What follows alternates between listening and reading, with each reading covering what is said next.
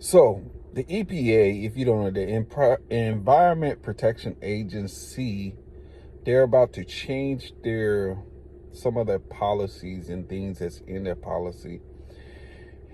Here I read here, it says the Trump administration wants to overturn a key 2009 Environmental Protection Agency finding that underpins much of the federal government actions to rein in climate change. The EPA have crafted a proposal that would undo the government's endangerment finding and a determination that pollution from burning fossil fuels such as carbon dioxide, methane, can be regulated under the Clean Air Act. The findings have long served as the foundation for a host of political policies and rules to address climate change. The EPA's proposal to revoke the finding is currently under review by the White House Office of Management and Budget.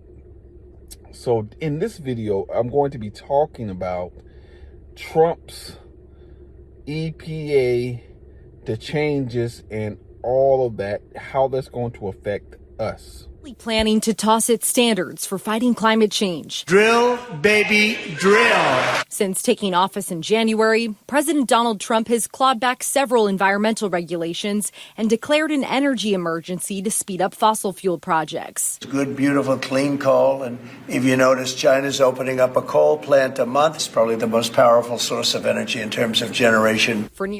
See, one of the things is that we don't have to go very far to look around and see how climate change is happening. Look what happened down in Texas. I mean, we look around our environment, the climate has changed dramatically. You don't know from where I live at from season to season what it is. You know, spring and summer seems like the same season.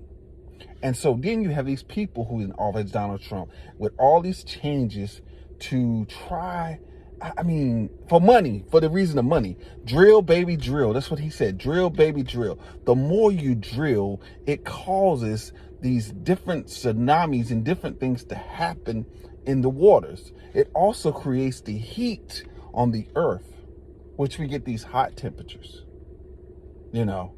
And so what we see is Mother Earth fighting back with these storms, these tornadoes, these hurricanes. They're more and more aggressive and they're going to get worse. But see, the people up in Washington, they don't think about this. They don't consider this.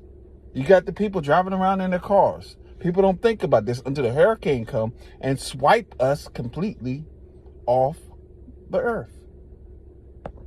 Standards and kind of changing the trajectory of where we see greenhouse gas emissions going, it's very scary, and it is it's a 5-alarm fire. It really is. Berkeley professor Dan Farber agrees. Unlike other forms of air pollution, if it gets in the atmosphere today, it's going to be gone in a week, right?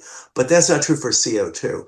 If we have a surge of CO2 under Trump, that CO2 is going to be in the atmosphere for up to 200 years, heating the planet. And to be honest with you, do you really think Trump really care about the CO2 that's in the atmosphere?